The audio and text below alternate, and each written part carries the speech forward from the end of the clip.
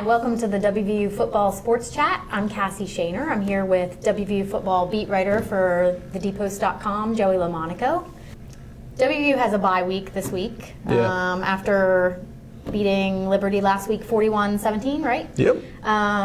What are WVU's players and coaches doing to take advantage of this bye week?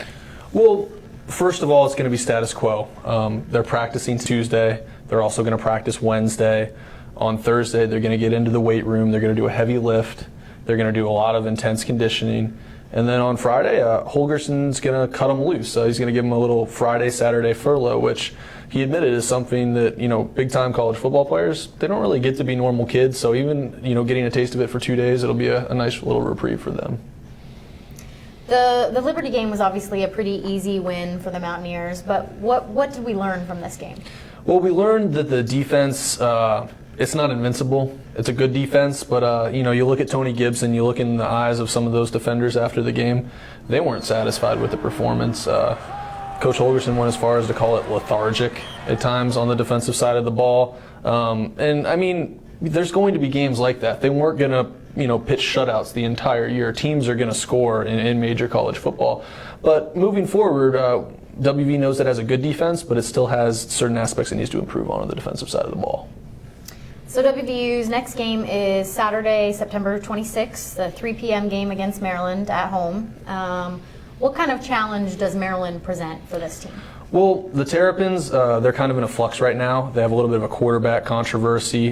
This week, they're actually going down to play at South Florida. They don't have off. They have a game, and they're making a quarterback switch. Caleb Burrow is going to be the starting quarterback for Maryland this weekend over the benched Perry Hills.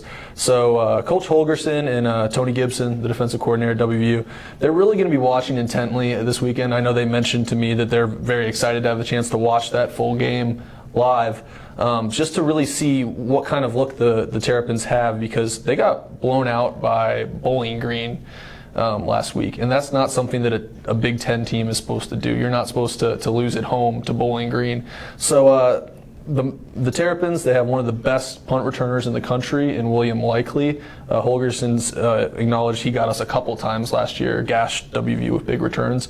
So, the punt coverage team, kickoff coverage teams will be at a premium when they match up.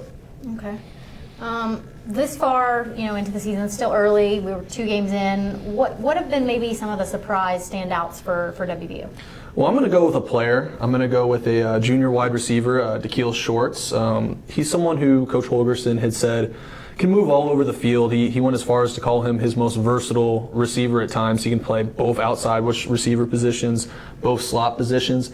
He stepped up in a big way in the Liberty game. I kind of thought that guy was going to be Jordan Thompson on the inside, but it was Shorts. He had 4 receptions for 78 yards and kind of was a safety valve of sorts for Skylar Howard. When the big plays over the top downfield weren't there, he was able to go to Shorts underneath and still move the chains. So a lot of progress from Dakeil Shorts at the inside receiver positions. Is there anybody else that you would say has been a surprise so far? I've been impressed with Nick O'Toole's punting. Nick O'Toole, as WVU fans know, is quite a character. Everyone knows the beard, the facial hair. But his left-footed punting, he told me after that Liberty game, and he did have 2 punts that went down inside the 5-yard line, one that was down at the 1-yard line, essentially the goal line, during that Liberty game. His punts spin to the right because he's a left-footed kicker. Returners aren't used to that, and I've in my maiden voyage here covering WVU football, I've been pleased with how he punts the ball. Okay. We'll have to see what he's able to do against Maryland. Again, Saturday, September 26th, 3 p.m. at Milan Puskar Stadium. Check thedpost.com for more WVU football coverage. Thanks.